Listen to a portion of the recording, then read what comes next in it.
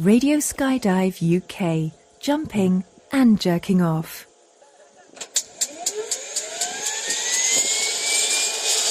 There's nothing on my screen.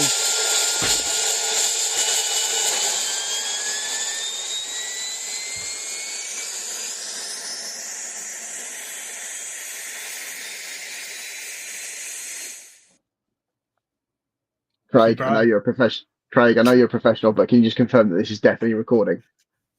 It's live. We have 4 people. Okay, I now see myself live. On this show, we feature Andrew Ford, better known as Fordy. He has more than 20,000 jumps. He's been known to smash out more than 2,000 jumps in a year. He's one of the best camera flyers in the world. He's been on nearly every large formation British national record across all disciplines: belly, head up, head down, and wingsuit from 1999 to about 2024. And he has multiple film credits, including the recent Netflix movie Back in Action. And there's more banter than you can shake a chest strap at. Well, hello there. Today is Wednesday, the 5th of February, and this is RSUC 102. This is our second ever live stream show, and I'm slowly warming to the format. Staring back at me using the power of the internet is, well, it's a little less confusing than it used to be, as both used to sport fine sideburns, the envy of the skydiving community. With me in the red and yellow corner, who could do with a few more pennies in the light electricity meter, Andrew Ford. Welcome to the show, mate. Hello, mate. Thank you very much. And in the cold and lonely beige corner of his shrine to his own skydiving career, Craig Poxon. Hello, mate. What's left of it? Hello. How you doing? Good. Fordy, welcome to the show, mate. I'm looking forward to this evening. Thank you. Considering how much planning's gone into it. Sorry, Fordy. That's right. That's okay. Fordy, did you enjoy the last show? 102, and I finally got an invite, which is nice. 102 episodes it took, which is almost 23 years. We did talk about you a lot, so you know. That's nothing new though. So. Your voice has been on the show already, Fordy. Well, I remember asking you the first time if you'd record an asset for the show. I think it was a School of Hard Knocks, and we were at the expo a few years, 5, 6, 7 years ago, pre-COVID. I remember just turning to me and facing, that would be delightful. And I thought, wow, yes, I would like to speak to this person even more now. And yeah, it was. You asked me what my favorite. We're very grateful you're here. Actually. That as well. Did we ever play it? Might not have played that one. Fordy, what have you been up to? You've been jumping? Not a lot. I am current, but haven't jumped a lot this year. Just it's early in the year. My drop zone, which is 10 minutes away, which is my local drop zone, Hinton. I'm running an air val at the moment, so that's less enticing than the pack they normally jump for me personally. Where's the pack? I've done some tandems. That I've been rested or been away. It's, okay, fair enough. Not privy to that information, but I mean the air van is warm and it's got nice windows, but yeah, it's a bit. It's a bit slow. You had an interesting. We had a conversation last week, and you had an interesting take on currency. In that, currency is obviously king, but some people find it much easier to come back to something than others. So, what's the most jumps you've done in a year? Just over 2,300. Fuck.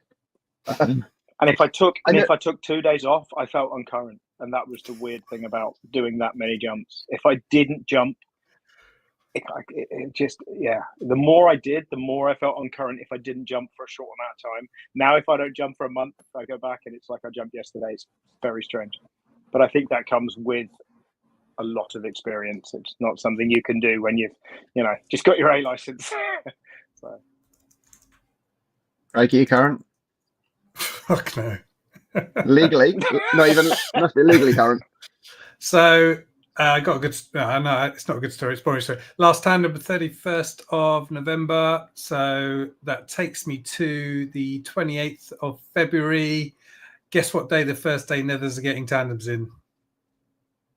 29th of February. 1st of March. 1st of March. Excellent. There are other drop zones, though, right? You probably could go somewhere else and get current. Nah. Too far. So yeah, I thought for the first time since moving away from Chatteris, I thought I might have a year where I didn't go on current, but no, it's not to be. So Have you got someone lined up to be your first person back? no, just be some Listeners, viewers, we have a drop special opportunity for you. If you would like to join Craig on the tandem skydive, he's looking for friends and volunteers on the 1st of March in Nethers. Yeah. So if you're Actually, 6'7" and 100 kilos, please let him know. He would love to jump with you. Who owns the gym? That's who you need. Yes, exactly. He's Andreas. a big guy. Yeah. Fantastic. We've got 9 people watching. Who's watching and where are you from? Yeah, guys, if you are watching, just stick your name in the chat, where you're listening from, and if you've got any questions for Fordy, let us know, or me, or Craig. So Fordy, you've just got a credit on this film, Back in Action, the one with Cameron Diaz and Jamie Foxx. What was it like working with them? Yes, indeed. You don't get to meet the stars, man. It was a second unit, so we were out there in Slovenia, which was beautiful. Your fancy talk. What's second unit mean? I don't understand. It just means you're not with any of the. It's all either stuntmen, body people, body doubles and stuff. We were just a unit off somewhere doing our own thing. I mean, it was great. We got a friend of mine runs the drop zone or ran the drop zone at Bovitz. We got in touch. They were happy to host. So we went out there before the season was open. Beautiful snow on the mountains. We had the porter for Jess, Yo, Christian and myself. No one else. That was us. We didn't jump on the drop zone. We did a couple of sort of jumps just to get current for that location. And we jumped 10 kilometers up the road on a national park land, which they opened just for the movie. So no one had ever jumped there before. I know they do a lot of mountain swooping, but we were further up the valley than that. So the first couple of spots were fun. As I had a massive camera on my head and everything else. So yeah, it was good. It's great. It was a great 3 or 4 days away. And I saw your helmet. You had a red camera on top. Yeah, Komodo Dragon on the top with a big Cook lens on the front. So how much do they weigh? Heavy bit of kit. I think the whole thing weighed in because I threw a couple of GoPros and my 360 camera on just to get some personal footage. Otherwise, you've got nothing to remember it by physically. I think it was about 7.2 kilos. Fuck. So I saw the I saw the setup and I was looking at this camera and I thought that must be £100,000 camera. And then not quite, but yeah, 60 grams worth. I would have thought. Yeah, okay, so ballpark, and then you paired it with like a GoPro 8 or something, like a 5-year-old GoPro. That was for me, man. That was for me. I had a GoPro 10 on the front. I had a 360 camera, and then their footage is obviously from the yeah. Fair enough. Did you wear a neck brace? Absolutely, I wear a neck brace anyway now when I wear cameras. I've been shooting cameras since '93, so about 5 years ago, I decided that find myself a neck brace that wasn't intrusive. There was no downside to wearing it. I put it on and tried it with the camera helmet, and then I took it, and I didn't really think it did a lot for my stability. And then I took it off and realized just how much it had actually kind of made my neck more stable. Doesn't change how I fly. I still, but. So you did a day of jumping with it and you were okay, and then a day of jumping without it, or you just realized instantly? No, I put it on at home. I got it with my camera helmet, put everything on. The camera helmet doesn't weigh that much. Well, that's perception. My camera helmet for me doesn't weigh that much compared to some of the stuff I've jumped. It weighs more than obviously a lot of people who just jump GoPros. But so I put it on, put the neck brace on, had a little look around and thought, well, I don't really know if it's doing a lot for me. Took it off and immediately I could feel the difference. And so I put it back on. I've not jumped without it, maybe a couple of camera jumps without it when I was doing some wingsuiting and it flew off while I was flying. It came unvelcroed and so it flew away. It was getting old and the Velcro was getting tired. So, yeah. And it's just for opens, really. It's not for anything else. How much do you spend a year on chiropractors, Fordy? Not a lot. I'm one of those that I have to be hurting before I go and get manipulated. That's not because I don't like a chiropractor. It's just that it's one of those things. When I'm starting to feel it, I'm like, oh, I should have done that. And what about you, Nick? Next, good man. I think that was a joke, but it I surprises don't know. me more than anyone else. Still a few years left in it. Yeah, I reckon. So, Fordy, go on, Greg. go on, Rod. I was just going to say, I can't remember where I look now, but I reckon it's pretty much the 23rd anniversary that we met. Fordy, do you remember? We met face to face. In fact, you were behind me in the queue when they did the £100 all you can jump weekend at Langer, and you were running UK Rec Dot Skydive. I'm posting your opinions quite a lot. Paul Floyd and I we're in the queue, and I paid what's his name? He used to Dave Turner. I paid Dave Turner, and it was raining at the time on the Friday evening, and Dave Turner just went, "Well, you're a brave man." And I said, "I only need 10 jumps, Dave, and that's it, £10 a jump." And I wasn't paying for my jumps at Rathsper at the time because I was staff, so it was, so it was more expensive than I was used to paying. And we got nothing on the Saturday. But you were behind me in the queue, and I heard your voice. And then someone went, "Oh, Craig, blah blah blah," and I turned around, and I don't think I was very nice. I said something like, "Oh, you're that fucking bloke that posts all the time on Rec Dot Skydiving, aren't you?" And you were like, "Yeah, and yeah." So, and then that was the start of a beautiful friendship. It was, yeah. Can you see? And then you came up to Weston when I was doing the wingsuiting. You came up every year for the wingsuiting. Because I used to run the wingsuit weekend in the UK for early days wingsuiting in 2000, 2001. I should dig that photo out and show that in a minute. I didn't think about that one. Can you see the screen? It's a screenshot of my logbook. So it says jump 636, 16th of February 2002, Langer. There you go. D-float, teardrop, Sabre 190, and it says tube dive with Ken, Floydy, Nick, and Sam. So you obviously didn't come and jump with us, but Ken and Floydy did. Yeah, that weekend, I don't even know if I should say this, but that weekend got progressively lower to get the jumps in. We started jumping on the Sunday. We scoped out a base jump somewhere nearby. Not that I'm a base jumper, but we scoped out a base jump for the boys the Saturday evening. And then on the Sunday morning, the weather was great. And we woke up, I don't know if you remember Lang's bunk room. Wow. Oh. How I hadn't been gnawed to death by rats, I'll never know. But we woke up that morning, and it was the one that's right over where the silos were.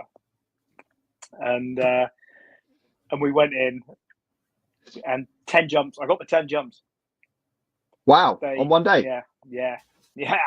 And I just remember, wasn't pulling very high. Not very proud of this, but wasn't pulling very high. Swooping in, landing, and it was a one jump boogie. And I landed as I slid my VX82 to a halt. And the nose sort of hit the ground. I turned around and went 2 slots, next lift, and then started packing. The funny thing was, Ken Taylor came into land just after me, and bless him, Dave Ickling walked up. He went, young man, come here."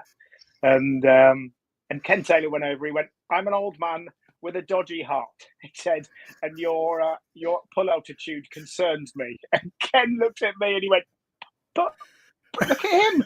And he went, "Never you mind about him." At which time I was doing the lines. I was already doing the lines on my bag. It was. Well, I was like, let me go back to this screenshot, because we got 2 columns here, 14,000. So that was the exit altitude, and then to the right of that is the deployment altitude. It says 1,600. Yeah, right? That's pretty. And I don't know why you were pulling so high. But... And I think back then I had a Cool and Groovy Evo 2000 from George Pilkington. That was and so I think that's why it's audible. It was an early logging computer. So I think that's why that number's in there. I don't think I just, if I was putting what really I thought my altimeter said, I would have, you wouldn't have probably said 2,000. on the front. and I remember thinking back, it's just, it's when it settled out. It's not when I pulled. It's when it finally decided it slowed down. Yeah. Once you've done your slider and got your brakes off, And then I went back to the video. And I pulled a screenshot from it, and there's me still in free fall at 2,000 feet, and I've not even pulled Happy yet. days. checking your LT. Brilliant. Yeah, but Well, Dave if you're gonna didn't be have any words gonna be with that me. I think stupid, he you was should- he was keeping an eye on the new guy on the weirdos from the Western weirdos. Yeah, well, he was definitely keeping an eye on Ken. I think I was so dirty low that he kind of lost sight of me. I don't know, behind the van or something. I don't know where he was Behind the stood, but hangers. couldn't see me over the telemeters. So, oh, dude, not proud of that. It's a funny story, but like the funny thing is now, people that jump low, you take them and have a serious word with them because of how stupid it is. But back in the day, we're like, it is what it is. Well, in my defence, mine was There a you go. Sabre 1, so it opened at about 200 feet. Anyway, Oh, yeah, so- I was going to say you pulled it at 16. Yeah, you probably pulled it at 1650 if it was open at 1600. I went back up. Yeah. Sorry, I'm having lighting issues. Yeah, put some more money in the meter, mate. You missed it when you weren't here earlier when Fordy was adjusting his lighting disc, his influencer lighting disc. You missed it, but I don't think he has one. It's pitch dark, pitch black in his room. Well, Mood I lighting. don't have a lot. I don't like. Yeah, it is mood lighting. I don't have a lot of ambient lighting. It's there you go. That's what you're getting. Didn't see anything change. Sorry. Never mind. Excellent. well, nobody's interacting with us this evening. So very boring. To my messages, I'm gonna take that off the Maybe if screen. you were politer to them. Listeners, let us know where you're watching from and if you've got any questions for Fordy. What intrigued me about the logbook entry was the plane. It was Oscar Hotel Flow, Yes. which we're still using at Langen. It just surprised me that was 2002. So that's a 23-year-old plane, and Craig and I dug back in the archives a little bit, and Flo's gonna have her 30th birthday next year, and I sold a canopy to a friend last year, and then I realised that the canopy was actually older than he was, and we all had a bit of a laugh about it. But then actually the plane was like another 8 years older than the canopy. So yeah, it's just an interesting. Well, at Langer back then, we were jumping the Porter. Has Langer had every single skydiving plane in existence? Langer had a Porter, which Annalette. Angela used to fly us in the Porter. So yeah, I remember they had a blue and white. I think it was Porter. Yeah. When did you film just going back to the film, the Hollywood stuff, Andy? When did you film that scene? Back in What year Action was it? was February last year. February, okay. The Back So in a whole Action, year ago. that was Yeah. Yeah, it takes a while to get all the different stuff done, huh? I mean, it's ridiculous how much stuff they have to do to get one movie out. If you think that was an opening, 10 seconds? And we put a lot of time, effort into that, and it was 10 seconds. So it's a horrendous amount of work goes into a whole movie, for sure. How many people were there for you? Because it can't have just been you, Mo, Yo, and Christian. How many others? We had Nitka, who was the DZO, my buddy. He was safety guy on the drop zone up in the mountains. We had the pilot, and then we had a guy from the States. His name escapes me right now. Bless him. He was an ex-skydiver from Paris. Got on super well with him. He did the stunts for Iron Man 3 with Craig O'Brien and that lot. Oh, and so Hannah. And that was lovely because he jumped in the 90s, and he was saying he had a Sabre and then he had a Stiletto back in the 90s in Paris. And he sent me a lovely email afterwards saying, dude, it was so nice to meet you, so nice to hook up. We had breakfast and we talked some shit about skydiving back in Paris in the day. And he said it's the first time in many, many years where he's felt that urge to go, you know what? I missed that. So that was nice. When you can stir that passion in someone just by, being in the sport yourself. So that was That's February cool. last year. Yo, Christian, myself, and the pilot were left on the drop zone. We were the only ones. Everyone else was up at the second DZ, and then I'd get a call from Dave Emo when the weather was good. The weather in the mountains in Bomis changes like super quick, and so because they were 10k up the road, Dave would phone me and say, "I reckon we've got a window coming in 20 minutes," and I'd help Yo and Christian get kitted up. We did have the costume lady there to make sure that they looked the part for the body doubles in the suits and the clothing they were wearing, making sure they worry a lot about continuity, even though you're never really going to see it in the scene. So that's something you always have to try and build into your preamble for getting on the plane. A 10-minute call doesn't work because, as a cameraman, my camera's ready to go, but as body doubles, they need to make sure that the suit's good, the harness is fitted, everything's under the suit, and then touch up makeup if they need it. And it's like, yeah, we're not going to need any of that. We just, you're never going to see it, but that has to be done. Was Christian wearing a bailout rig? No, he was reverse tandem. Okay. So when did he clip in? We haven't clipped on straight away. Okay. We were running under USPA over there, which you don't have to clip on. But I got them so that I would tighten them up, help them, because it's a small aircraft. The porter, both in width of the fuselage and how tall it is inside. And so, we decided that we would play the game with them getting kitted up straight away, but have everything nice and loose. And then I'd tighten them up around sort of 8,000-9,000 feet, check everything over, make sure they were comfortable in a position where they could move to the door. Then I'd sort my camera out. The pilot had a klaxon, which was quite funny because I was doing the spotting, which isn't easy with a big camera helmet on. So I'd crack the door and have a look out. He'd give us the klaxon when he said it was time to go. I'd turn around and ask Yo whether she was ready. Christian by that stage is passive. There's not a lot he's got to do apart from try and get his feet out and on the step so that they could make an exit. And then as well from there, Yo is because Yolanda, she's not big, very strong. Obviously, as a tandem instructor, she's strong enough to do the job. But with someone facing you, it's a very, very different exit style. And so I was assisting them with their exit to get them out the door, and then just making sure that the drogue was out before I got out, because it was all under canopy stuff. What height were you going to? We got out at 12, but we were over How many the jumps was it? of the valley. One question at a time, please, Brian. There was one question at a time. You answered it. We got out at 12, and then we would fly towards the 9,000-foot mountain, so that we were on the face of the mountain by between 8,000 and 9,000 feet, because we wanted to be within 100 meters of the mountain at all times under canopy, which in itself was unusual, especially for Yolanda. She was on a tandem canopy, worried about the winds. It was great, but So, and then we'd fly up and down the face of the mountain, and as the mountain comes out towards the valley, we would slowly move our way out towards the valley and back to the parachute landing area. How many jumps did you do? Total, I think 10. I think I have logged 10, but that was including a couple of jumps on the drop zone as currency jumps, one without, then a tandem, normal, tandem, reverse, and then we did just a checkout jump into the valley. Then we did a tandem into the valley, and then we did a reverse tandem into the valley, and then we did 3 on the day. So something like that. Okay. Stupid question time. Were they wearing gloves? Sorry, no gloves, no helmets. I'm out.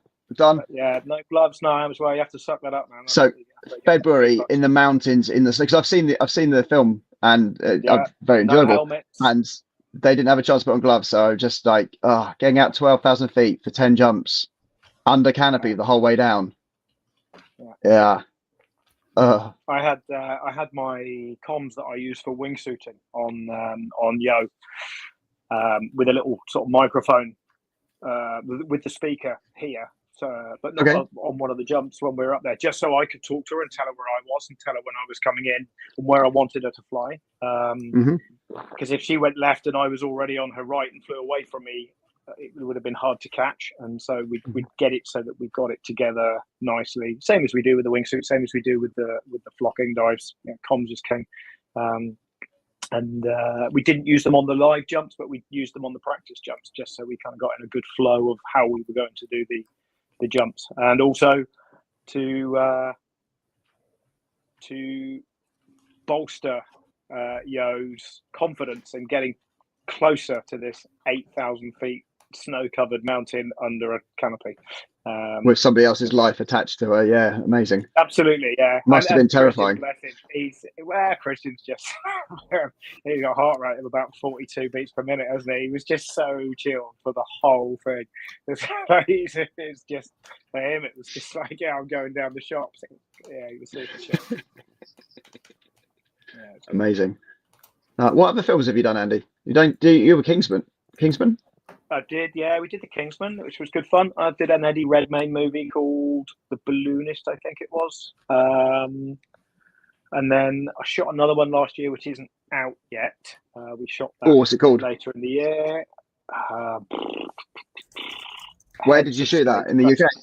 I was in the UK. They were going to go to Slovenia, but then sadly they pulled it, and we did it in the UK. But it was fine. That's Heads of State. That will come out later on this year, I would have thought. That's Idris Elba and John Cena. So that was good. Yeah, there's been a few over the years. It's one was of those Christian things involved as body double again? Say again? Was Christian involved as the body double again? No, he wasn't. Not in that one, though. Okay. Interested to see what happens.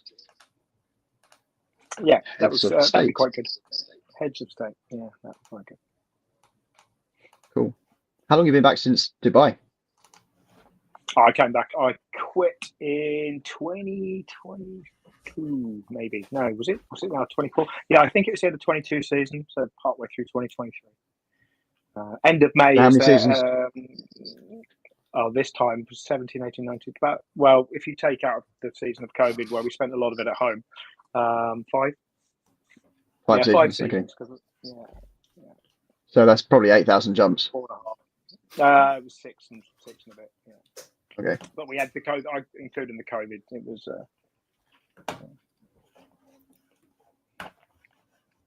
Yeah, that's a machine. It took me out the game though. It's funny because you think that you go somewhere like that and you're like, well, that's the pinnacle of it. And a friend of mine out there said that he was kind of overdoing some of the stuff they were doing, like some of the wingsuiting, some of the building jumps. It's like, we just don't. We're doing it. They want us to do it. It's to make them better, not to actually make the skydivers. The skydivers don't always get paid for it. It's like, hey, come and do this. And he said, I've got enough on my CV now. And then I had to remind him that the only place that you need that on your CV is to work there. Nowhere else cares. Nowhere else does that sort of thing. I don't know if you know. I don't know if you saw earlier in the year they went through the hotel at the end of the beach with the hole in the middle. Did you see that? That's no. What, under canopy? That's no. Oh, the Rebel wingsuiters, like the Tower Bridge. No, it's not. Stunt. No, it's not. No. In Dubai, at the end of the hotel, at the end of the you have the address hotel at the end of the Jumeirah Beach Resort. It's a huge hotel, pool on the top, all the old same as, and through the middle is a gap, a long gap, and 4 wingsuiters went through in a diamond. Nice. But that's the only place you get to do that. So having all that on your CV doesn't help you get a job anywhere else. It's that is the job.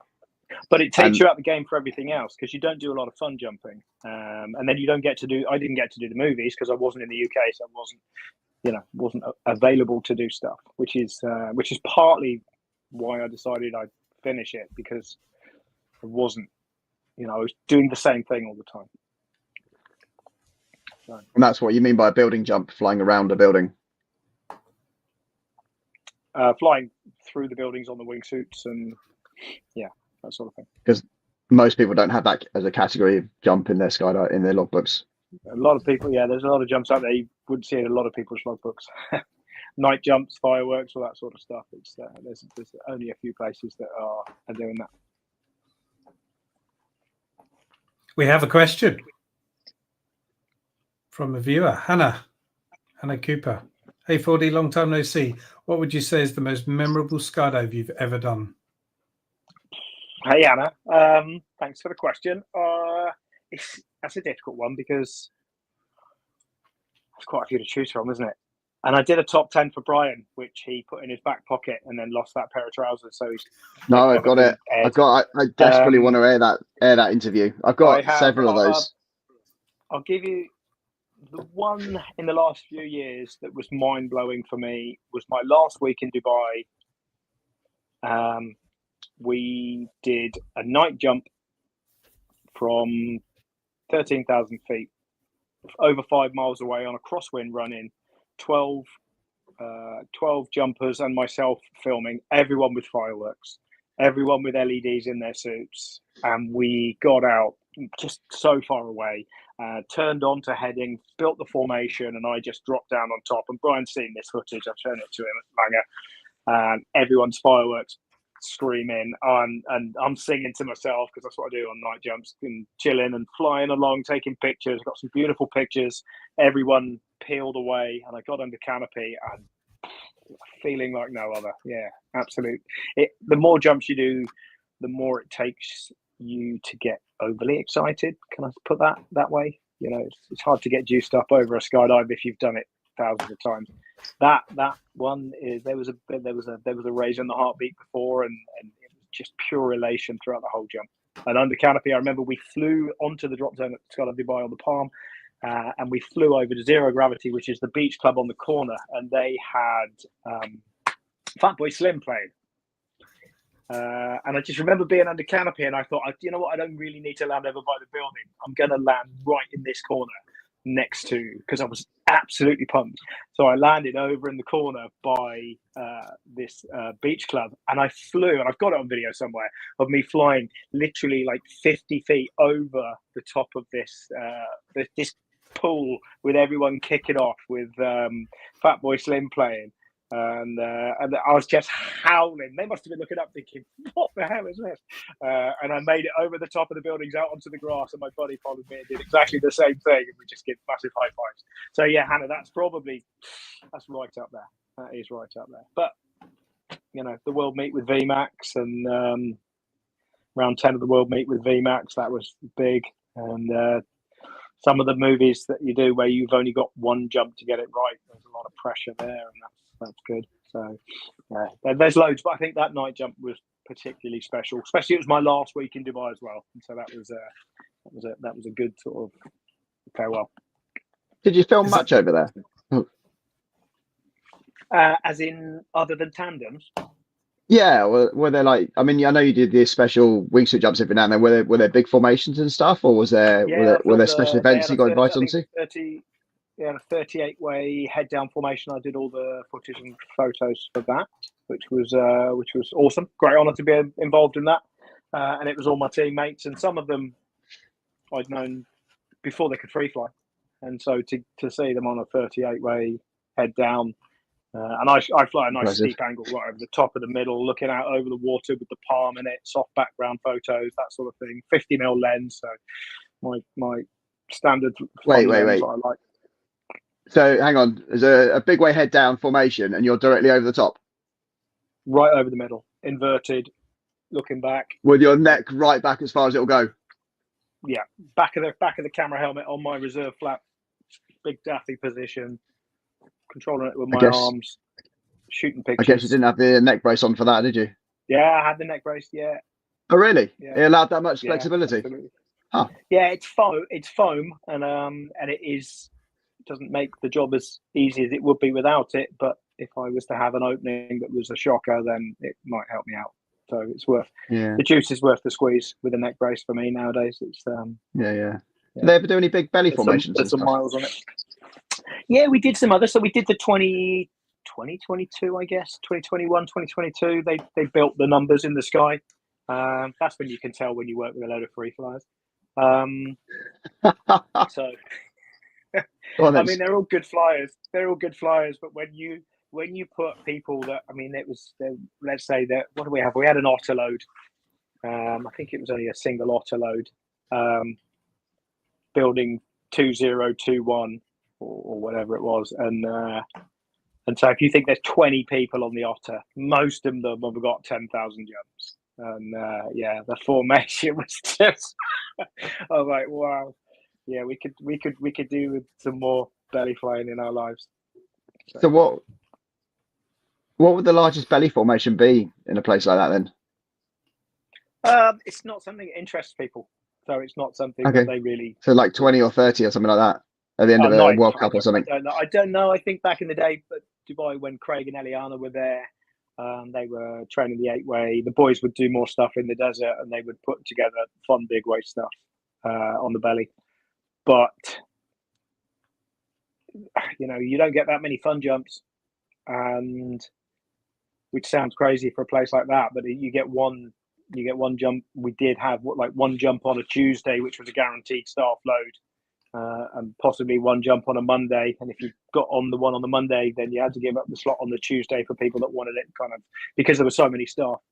So you didn't get a lot of fun jumps. And sometimes you'd walk in at the end of the day and there'd be 2 slots on the last load and you'd finish. So you're like, whoop. Well, you get on, we started using Burble, and you get on Burble and snap that slot up and then go and grab your wingsuit and run out the door, But so you don't get a lot of belly flying. There wasn't a lot of belly flying stuff out there. Okay, fair enough.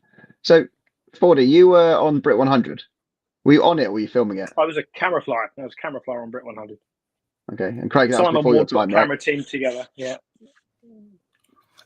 So I was skydiving. I think I was on the drop zone, but I think it was only my second, because that was 99. Yeah. 99, yeah. Yeah. July 99, I think. Yeah. So I started in 97. So yeah, I think I was there, but yeah, nowhere near being on it. Yeah. Yeah. Yeah, that was July 99, I think. Because I came back from that. So, do you know Max Hurd? I know that you do, Craig. Brian, do you know Max Hurd? I do, yeah, the paramedic, speed skydiver. Yes, yeah. Speed skydiver, base jumper, wingsuiter from back in the day, base jumper. It used to be sponsored by Fat Face. Max had his Birdman Classic, the first wingsuit that was commercially available, from Yari and Robert over in Birdman in Deland, and his arrived during Brit 100, and he brought it up to Langer. And he showed it to me, white with these blue vinyl sort of toe covers, and he was super happy with it. And mine was in the post, and that was we finished the Brit 100 on the Sunday, I think, and I was back to work on the Monday. And he showed me this suit on the Saturday, and then on Monday I got mine in the post.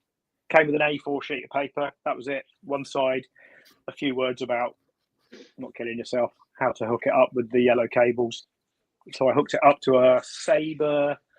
No, I didn't. I hooked it up to a PD, F111 PD 170 in one of the rigs at Western. And I spoke to my CRE and asked him if I could jump it. And he phoned John Hitchin and asked him if I could jump it. And John Hitchin, bless him, turned around and went, "Who is it?" And he said, "Fordy." He went, "Bloody knew it." And he went, "Tell him not to kill himself." And so, on the Wednesday, we had a guy called Dave Burnett fly in the Skyvan, drop a load of military parachutists. And he turned around and he goes, "If you want to go out, I'll go off the top. If you boys want to jump, then I'm leaving in 10. So I put my wingsuit on. Paul Floyd put my camera suit on. And we had no idea about this, how it was going to go. And then there was a 4-way, 4 of the boys, Loz Cross and Phil Collett, Martin White. And did you guys think you were going to film each other?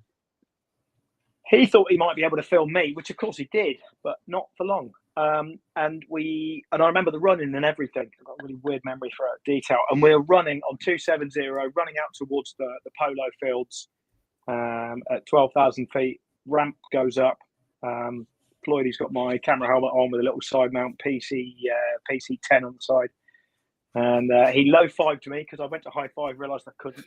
And we sidled up to the ramp. So my left foot was towards the exit, and his right foot was towards the exit. We're facing each other, and I just went ready, set, and out I went. And I hopped out sideways and popped myself onto the slipstream. And I just watched Paul fly up, just fall away. And I watched him just disappear, like to a dot. And I was like, whoa! And I looked up, and the boys were all stood on the end of the ramp, just watching me. And I believe that was the first wingsuit jump in the UK, and that was July 99, just after the 100-way. And Max Hurd was gutted because he didn't get to Nethers until the following weekend. So yeah, and when I called him on my flip phone, he was gutted. I remember the words well. There it is. Look at that, Craig. Craig's had time to dig through his albums. So No, it doesn't need long. This is 2002. This is Wingsuit Festival at Western. Yeah. Can you make that bigger? No, 17 people. Unfortunately I see not. 17 wingsuiters stood in front of. Yeah. in front of the caravan. Eddie would Smurden have been over from Holland. I think Yes. that would have been the Tessel with Jan Boyen would have come over. Yeah. Max is in that picture, so I don't know what you can see. So standing in front of the door in the white suit is Max in the white, and then then it's Bob Souter, Mike Frost is in there. Then it's me. Then I think that's Paul Burns, and then is that Dave Stevens, and then Dave Pratt, and Andrew Hilton. This end is Baz, the crazy Jordanian who used to jump at Hinton. Yeah. Is that Wiggers Matt? Yeah, in the yellow. Yeah. Yeah. Is that Dave down the back end with the turquoise suit on? Is it Dave? He did. I'm sure he ended up down at Nethers. Man, what a great group! What a great group! I've got that photo somewhere. You're sandwiched between Fraser and Eddie Smurden. Yeah. Fordy, are you wearing red and yellow? I've always worn it. Well, no, I wore red and yellow since Mike Frost and I competed together. There you go. Why? And that's so that's the second Hercules Boogie, 2004, I believe. So this is another photo of a bunch of wingsuiters lined up in front of an airplane, but a much bigger aeroplane this time. Yeah, slightly bigger aeroplane, yeah. What is that? Yari, it's that's the Hercules Boogie in Linköping in Sweden in 2004. Because I did 02 and ended up running the wingsuit because Yari never got out of bed, and then 04 they invited me back to run the wingsuit because they knew Yari wouldn't get out of bed. And so that was the last wingsuit boogie. It was the last Hercules Boogie. Yeah, sorry, Hercules Boogie. Yeah, that's what I meant. And Mika Norquist, the third from the right under the prop. Tallest man. How tall he is? About 6'6". Yeah. And now that there, I've got a Skyflyer which I modified with little rubber wingtip grippers, and I showed it to Yari, and he laughed at me. And I was like, "No, I think it makes a big deal in performance." And then we went out and did a two-way, and I was flying around him and flipping over in this thing, and that's when I showed him my wingtip grippers. So, and that's you in front of me there in the silver and no, it's not. That's the Danish lad in front of me. I'm back. I'm between Yari. I'm in the green and silver. Between Scary Perry. Do you remember Scary Perry? Perry, yeah. And Yari. I think most of us there are wearing Skyflyers, or there might be a couple of GTIs in there, but there weren't that many suits. It was either a classic, a GTI, Skyflyer. Yeah. Are you going to put it in the museum? If anyone wants it, it's for sale. So I sold a wingsuit recently. I got the X69 that's for sale as well. I sold a wingsuit recently on Facebook as a fancy dress costume. 18 months ago, 2 years ago. And it was no skydiver was ever going to buy it, but I sold it as a fancy dress costume. I guess they went as a base jumper or something to whatever Halloween party it was or whatever. But depends what you advertise it for. I like how Mika is. Andy Scott had the pilot shoot in tow. Sorry. Yeah, and 2 out, and then despite being an AFF instructor, decided he'd flare one of his canopies coming into land. He did flare it. Yeah. And they separated. Right. I flew around him under the reserve. He was under his reserve, and he was flying back. And I remember flying around him, and as I went to fly in front of him, I thought, actually, no, it's his reserve. If I collapse that, it all goes wrong. I've killed Andy Scott. So, I gave him a bit more space. But I got some pictures of him under that 2 out. And then when he came into land, he came into land, and I don't know if you can see him in there, but John LeBlanc was at that boogie, and John came and jumped with us. In fact, I think he might be far left of that picture. So John LeBlanc wingsuit with us on that 04 boogie, and he walked up to Andy Scott and basically taught him how to land a 2 out after he thumped in on his flare in his canopy. So, yeah, there you go. It's interesting to see the style of wingsuits has changed significantly since the first photo. The first photo looked like they were just jumpsuits with fabric attached between the legs and arms, and here they were actually more combined. They more integrated. Nowhere near as much as today, but I think the colours make them look more like a jigsaw puzzle, because everyone had a body color and a wing color. Yeah. Whereas now it's a one piece fabric. Look at Dave Pratt in the turquoise and purple, and that's a That classic. looks ridiculously small. Yeah, that's the classic. And with just the look, the wing, the leg wing is from knee to knee. Yeah. And people, do you remember people were scared to fly the Skyflyer because of the surface area compared to the classic? Yeah, I've still got that. I've still got that Skyflyer, and I've still got the classic. So yeah. Who's the bigger order, you or me? That's where it all started, eh? Just circling back round to the show outline, we had a couple of things in the news. I don't know if you saw. I know Craig, you put something on there, but the one I added was one of the Red Bull guys. He did a jump with Luke Atkins in that special plane they've got. I think somewhere near the Grand Canyon or a canyon. Yes, and I think it was Marco, and he docked on the aeroplane and then got a lift back up to altitude, and then then detached and carried on flying again. Don't know if you guys seen that? I saw that. Yeah, I watched that yesterday. I watched the one where he got hold of. He took hold, kind of folded his wings in and took hold of it, and then got a massive speed wobble, and then flipped off. And woof, oh, I did not see that one. You wouldn't want that to happen much lower. Yeah, that's Max. No. That was Max Manow, who works Max. He's part of that Red Bull team, yeah. So Max Manow. But I think the biggest, like, we look back at those photos of us in front of the Herc, and we look back at the pictures of us in front of that caravan there. Wingsuits have come a long way, but they haven't, if that makes sense. I could get 2 minutes, 20 seconds out of my classic. You know, and you're not getting a lot. You are getting a lot more out of the really big suits, but there's a lot of suits out there that the gains are not huge. You know, they're incremental gains over the years. You know, I've got the mono chamber, and aerodynamics are better, and leading edge is better, and materials are better. A lot of these gains have been about inflation speed for base jumpers, so that they can fly the suit quicker and get lower and lower and lower exit points. But actual flocking, you could still go out with 20 people in Skyflyers that could fly a wingsuit and still put a beautiful flock together and get a 20-way in perfect grid formation. You know, there are very few significant gains. It's like in skydiving, when you see the AAD was a significant gain, the pilot chute and the 3-ring were significant gains. There are a lot of small, incremental, maybe ergonomic gains in comfort, like back pads and things like that. And then every now and then something comes along, like the Skyhook or the AAD or something like that comes along, and that is a game changer. And that doesn't happen very often in wingsuiting.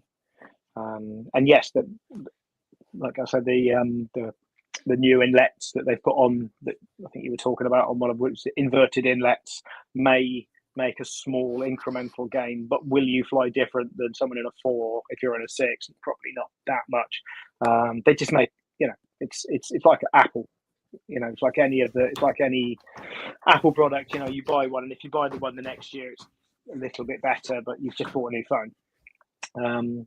Something that massively stood out this year, and it isn't something I want to see in our sport generally on the drop zone, was the wing that was under the Red Bull guy.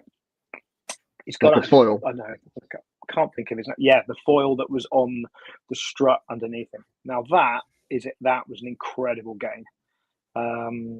His name's gone out of my head for the second. I met him when I worked with the guys that were doing the 2 Marcos when they were doing their build up to London Bridge. He was their photographer. Dave Emo and myself did a lot of the work with those boys on their lead up to that, especially the water training and Peter Salzman, Peter.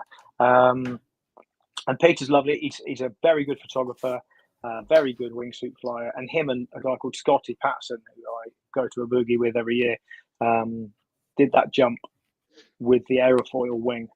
And if you watch how he leaves Scotty, and you hear Scotty go, "Mate, can't stay with you," and he goes, and then I think he did something like 12 kilometers. And at one point, bless him, you hear him just say, like, "How far have I gone?" I'm getting tired. And he's like, oh, you have the record, like, 4 kilometers ago. It was ridiculous. Absolutely ridiculous. This was on a base Now jump, that wasn't it? it wasn't a base jump. Yeah, absolutely incredible. And Peter also worked with BMW in Europe on the electric motors on the suit, which then gave him power when he was gliding. A lot like Jarno was working with some little turbo fans as well. But he went with BMW because they wanted to show electric motors in action, of course, with the push towards EVs. So, yeah, Peter's doing some very, very cool stuff before he was with Red Bull as well. But he's,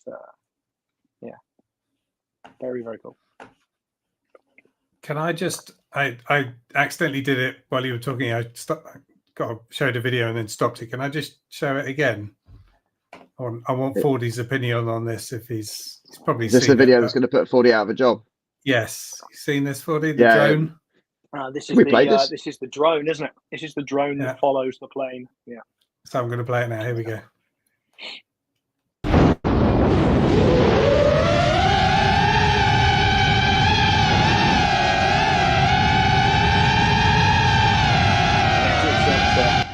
It's not a beautiful noise.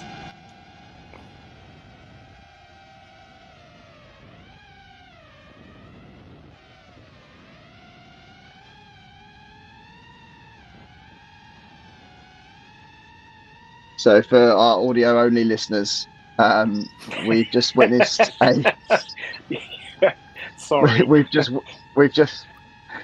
watched a group of skydivers, Vincent Cott, Claudio Canasso, and I'm not sure the third one, throw a drone out of the plane, and it catches up with the plane, films their exit from outside the plane, and they're now on a very nice angle jump, and the drone is just carving around them. So I guess they got out at altitude, so 3 miles up in the sky, crazy range. I don't know where the guy is who was operating the drone. I guess he's on the ground. They're flying a nice tight formation. He's just flying around. I guess they got practice doing this on the base jumping, following the wingsuits from a cliff, and realized they had the speed in the drone and the range to make it work, and thought they'd give it a go. And then the drone follows them all the way down to deployment. And I would have preferred the drone to be under me for deployment, I think. And then, the canopy's up and to get close. Nice and firm the whole way. Yeah. So there you go. Fordy out of a job now, mate. Yeah, that's it. That's it. Well, I think we can be sure that probably never happened in the UK anytime soon. So I don't know. Just imagine the camera team at Langer, instead of being out there in the cold in the winter, are just all sat there at their computers, like with their goggles on. Well, it was Langer bunker in Vegas with the Predators. It was Langer where David Alator was based when he was doing his freefall camera, wasn't it? Yeah, the University Group episode 2 of the podcast or something like that. Tom Shorten was in there. I forget the others. Pete, someone maybe. Yeah, 100 episodes ago. Must have been like 2 years ago or something on a weekly podcast. 2 years ago. So that would have been 2015 or so. Drones that can keep up with a freefall. They're really interesting. Game changer. Do you need what sort of permissions would you need to make that happen in the UK? Too many. Yeah. Like what? God knows. Okay, fine. Let's reach out to drone operator to find out. But it's an extra space on the plane, isn't it? The drone doesn't weigh very much, so. All right. Yeah. I've walked up and discussed. Sorry. Yeah, we've upset him. He's gone. Langer's all the tandem TIs at Langer are training up for the handicam now as well. It's one of the options they're offering. Oh, because they've never done it before traditionally. No. So now they're offering Why is that? Scarlet Dubai went that way as well but they still have outside camera. It doesn't, because at Scarlet Dubai you have to have outside camera. That's very rare you don't. And then they brought the Handycam in as an addition to outside camera, so it doesn't take away the job of the camera flyer.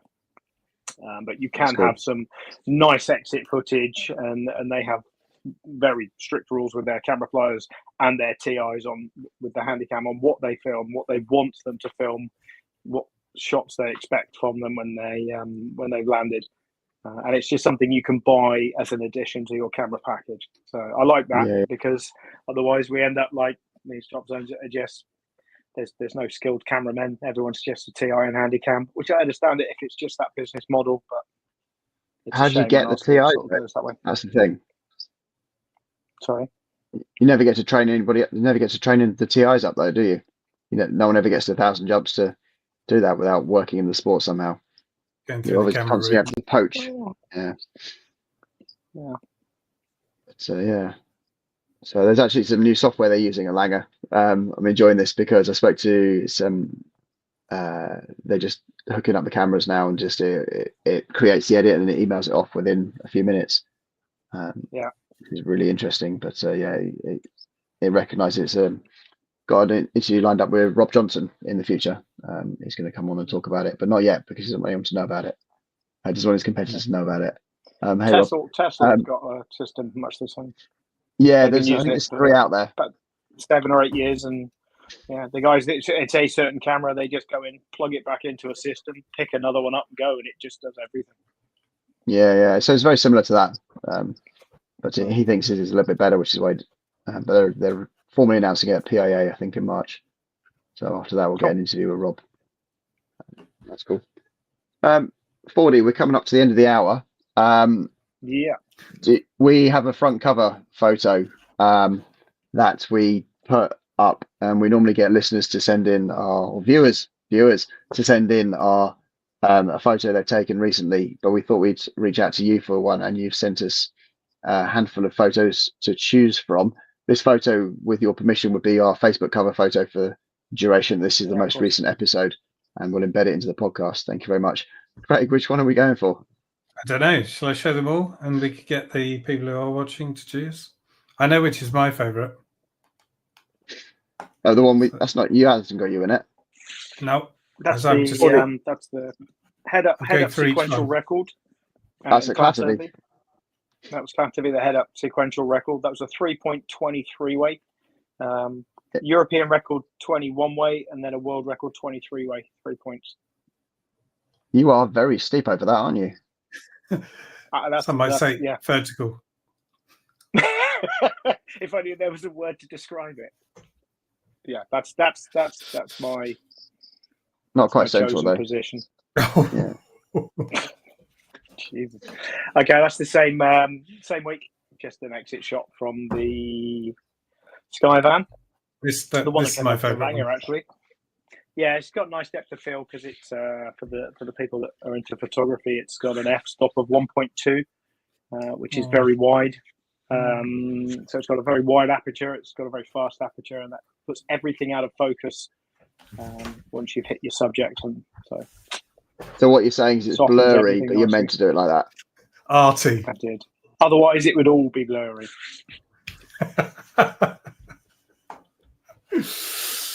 Fair enough. Dane Kenny, the man, my hero. So Dane Kenny, one of the invited down to Dane's 55th anniversary skydive on the day, 55 years after his first skydive at Netheravon. Absolute honour to be invited to go down and do that. So I hung out to get the missile in action as he tracked away from the formation. He's doing a presentation at the Expo this year in Saturday? Yeah, 3 or 4 days time. Well worth a listen, Dane. Full of great information, Dane. Huge experience. Some good stories. In all parts of the sport over many years. Yeah. So that is one of the formations over Netheravon. Who's that sexy guy in the white? On that same day. I don't know, but he was lucky to be in that. Kept going low. Yeah. I met Dane in 1992 on a military trip to California, and I wanted to go skydiving at Paris. And one of the guys, none of the PGIs, none of the parachute jump instructors from the Air Force would skydive outside of being paid for it. But one of the lads said, "Oh, Dane will be going at the weekend," and so I hooked up with Dane. He drove us to Paris, and we ended up on a Golden Nights weekend where they just organised for everyone as part of their first year in the sport. For those that have been around a while, Joe Trinko, that's not many people I know, but Joe Trinko was on his first year in the sport, absolute legend of the Golden Knights. Ended up doing 8-way with Joe Trinko and his group, and Dane Kenny, which was lovely. Dane had 7,000 jumps back then. I had 184. So yeah, that was my first meeting with Dane Kenny. Yeah, brilliant. So to still be jumping with him now, yeah, fantastic. Twinkle toes. This is. I mean, this is not a great advert for Sabre 3, really, is it? So don't use this one because it's a hop, skip, and a jump away from a decent player. You do look like you just about went to that's slip. you, Brian. I don't know what you're doing, but that is. It looks like I mean, you Photoshop that out and put a skip and rope in. I think there must have been some. Clever enough to do that. Must have been a gust of wind. It's a gust of wind. I might do that. Yeah. The old I don't gust know. of wind. I don't Beautiful know. canopy. And it's got lovely light. That picture with the sun where it is light in the canopy. Good light. That's You've caught that well. I think I turned at the wrong height to avoid some traffic, and it was anyway. Carry on. Yeah, whatever. And then this is the best that's one. At Langer. That's at Langer. I've got Gary shooting video from the top. I flipped underneath that one, shot from underneath. So that's Dane's weekend at Langer on the Saturday and the Sunday after the 55th on the Wednesday at Netherhaven. So yeah, we had a lovely team of people and did some great, very successful skydives. Are you in head up to film that? Sorry? Are you head up to film that, or are you belly with your neck back? I'm head up. Yeah, I'm sitting. Okay, sitting. No, I don't really fly belly anymore. Unless I'm over the top of something like Gary is there. Prefer to sit. It's a more comfortable position. You have way more range when you're on your back. So, cool. Yeah, and so you get steeper. So. Oh, I'm happy with the Sky Van exit. Yeah, that is my favourite. Cool. Who's the person in the middle? Do we know? There we go. Who's the person who's not blurry? Do you remember? It's an Italian guy. And I can't think of his name. Fantastic. No worries. So that's our cover photo. There's a soup. Sorry, go on. No, you're the interview. You're the interviewer. You're the guest. I got a superb shot, and they have a shot from inside the base. There's one, and again, his name escapes me. There's an Italian guy who I was on the 100-way with the year before, which Stevie Braff put together, the European 100-way head down record, and he was on that as well. And his flying, every now and then you see someone fly, and it blows your mind. Like when you used to watch Maktoum flying when they were sponsored by the Prince in Dubai. And there's a guy who goes out, everyone goes out on a head up record, head down, flies to slot, flips into position, picks up the grip. All right, so everyone treats it as a head down skydive until they're at the base. The base launch head up, everyone else pretty much follows head down, because if you can fly head down and head up, you know that it's quicker to be flying in a head down position. Mm-hmm. There's one guy who goes out on his feet, head up, and he's at the base as quick, if not quicker, than everyone else. Absolute incredible to watch. And it took me a couple of jumps to realize I was watching him doing it, but it didn't compute in my head that he was head up. And then I watched one of the debriefs from the inside of the base, and this guy arrives head up. And then I went back and looked at my own videos. Absolutely mind-blowing. Yeah, but there you go. So. Hi, Fiona. That's cool. Just looking at his deployment handle, it looks very flat and wide. He's wearing a Vector, isn't he not? Is that a Vector, yeah, or is he on, the pod, isn't it? Taps in. Yeah, it just looks huge. Very flat. What's going on with Aerodyne anyway? Like a pimple. I know what I've read, but the amount of people that are saying they've gone into liquidation is Aerodyne. I haven't heard anything recently. I mean, we talked about it a couple of shows ago. Reddit, and people have waited restructuring or something for equipment. Yeah. I'm going to see Herman on Saturday. I'll see if I can speak to him about it. Yeah, it's sad because it's one of the big, there's not that many big manufacturers out there to start with now that Air Azur and the French have kind of out the game. And there's not that many manufacturers out there that do containers and canopies. Yeah, who else shame is to there? lose. Shame to lose. Well, not for both, not really anyone, I guess. Because Sunpath UPT are containers, and then obviously PD and Icarus are the two big, and then you've got your fluid wings. But yeah, I mean they were the big manufacturer that did everything, huh? Right. Yeah, because a lot of the majority of the student gear at Langer is Aerodyne because it was just easy to order it all from one place and it all just worked with each other. There's no real thinking about it. It's just an easy solution, a one-stop shop. But, and obviously the pricing was good, I guess. Anywhere, well, that must be it because it's a one-stop shop wherever you go. Wherever you buy a container, you can order your main and your reserve from there anyway. So. But if you're buying like a fleet of gear that you want to switch stuff around, maybe I don't know. Yeah. Anyway. Yeah, maybe. Fair enough. Fordy, how much flying time have you got in climb? We used to go there every week when it first opened, again before the pandemic. So a few hours, but we started off with sort of 20-way head down, head up formations, and then once or twice a week we'd go up there and different people would organise. Yeah, fantastic tunnel. Actually, quite best tunnel in the world. That tunnel is, without a shadow of a doubt. But when I first got to that tunnel and it was going, and I looked inside it and looked how big it was, it's quite terrifying. Can be. If you're belly flying in a tunnel, you're only ever at one level. You're not you might do over unders and stuff. But you could put 2 6-ways in there going over the top and underneath each other, do verticals with big formations. We were doing sort of 10-way and 6-way, and then people going through both circles at different altitudes in the tunnel, sort of flipping through one and going up through the other. And yeah, it's a room of wind. It's pretty cool. Craig, you got any more questions for Fordy? No. Are you going to the Expo 40? I don't know. I'll kind of wake up Saturday morning and see what I got on. It's, maybe. Might go jump out of a Skyvan. Airvan. Might go jump out of an airvan. Airvan. Might go jump out of an airvan. Yeah. Keep the currency up. Craig, you going to be there? Expo? Yep. Yeah, I'll be there. You going to the mill?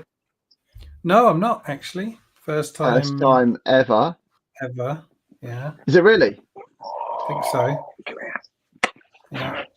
Oh, now you got to pay for your own meal. You're not going. Oh. I paid for my own meal last year. Remember? I sat on your table. Yeah, I know. That's why I'm not going. That's why I haven't got a table this year. No, I should be somewhere sunnier. But, Brian's off to Costa Rica, Andy.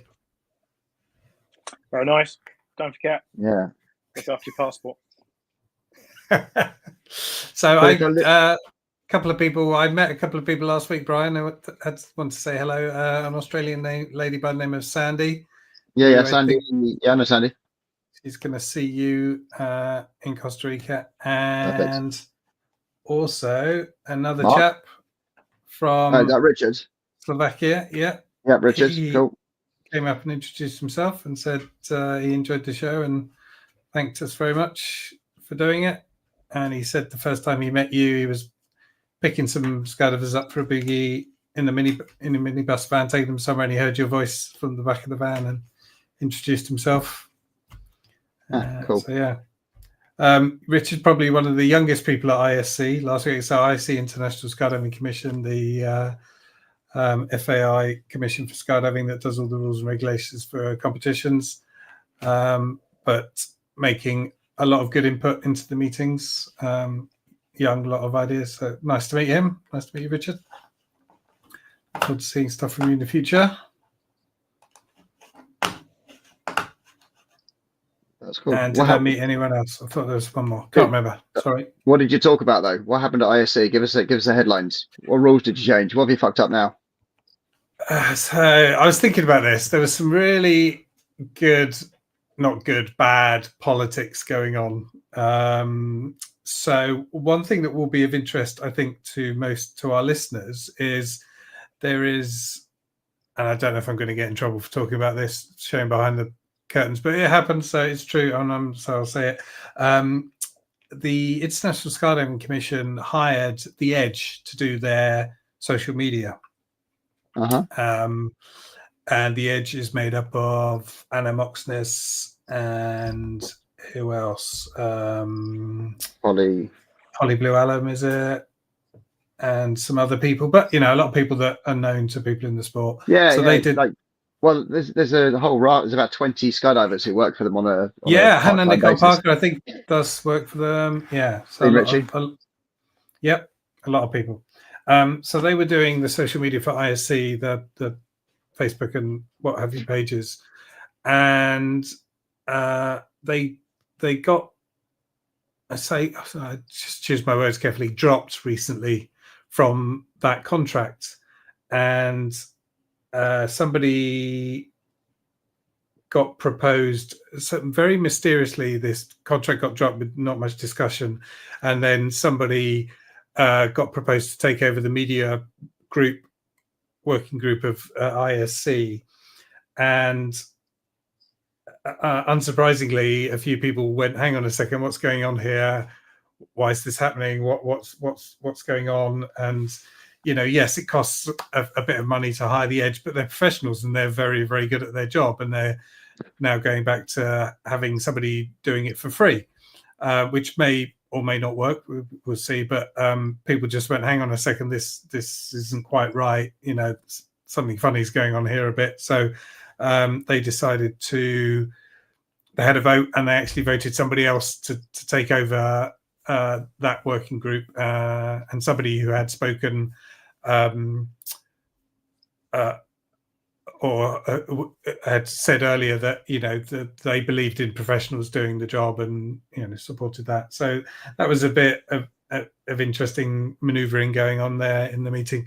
And then similarly with going from the exciting end of social media and the visual presentation of our sport to style and accuracy, which is one of the oldest disciplines in the sport, and a similar thing happened there. So somebody was chair of that committee for a few years, and I don't know too much of the detail, I'm not going to go into it, but feathers were ruffled, and people didn't agree with what was going on, and there was comments going backwards and forwards.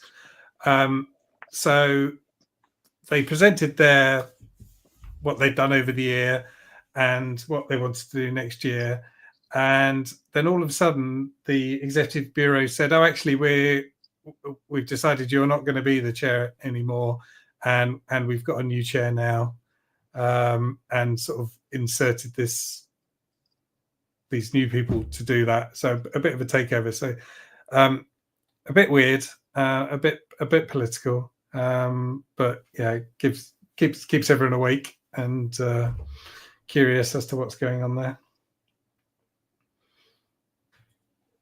Thank you for the update. Wow. All sounds a little bit mysterious and cloak and dagger stuff. Yeah. Is that? Yeah. That it wasn't as open as it could be. I think that's what people get upset about, because these things get presented as a pre-arranged fait accompli, and people go, hang on a second, that's not quite right, and people get more upset about that than the change sometimes. Yeah, the process. And then you've shot yourself in the foot, because then there's a reaction to it, and you really don't get what you want. So yeah.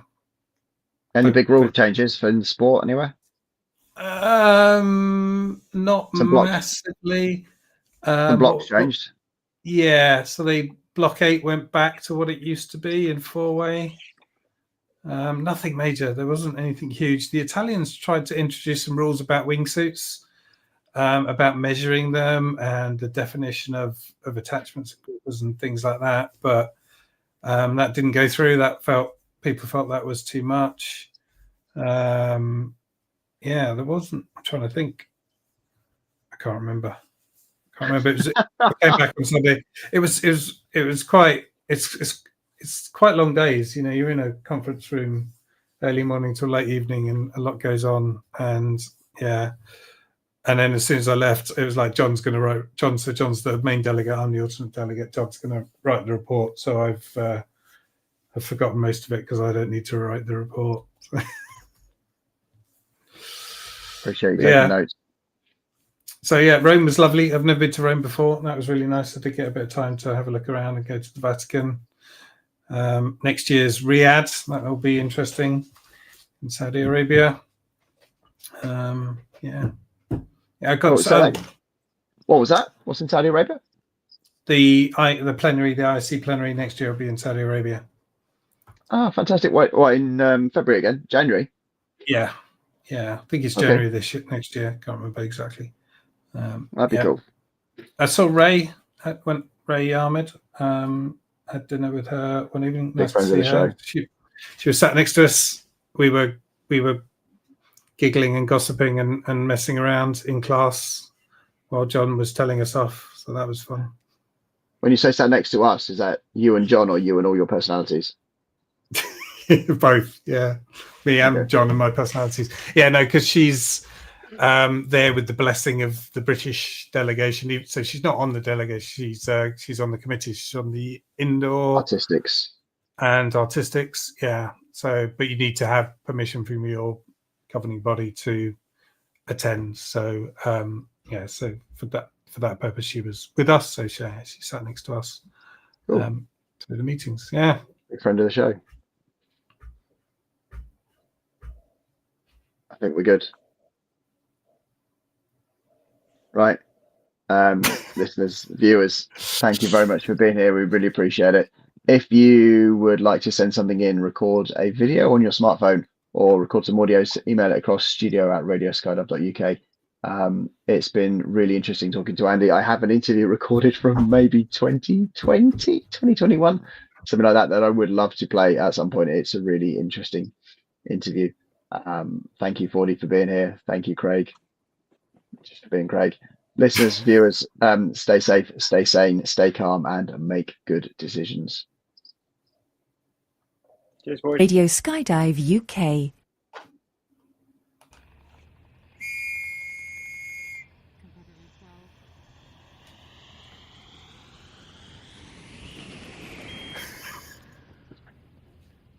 Radio Skydive UK. All jumped out and all jerked off.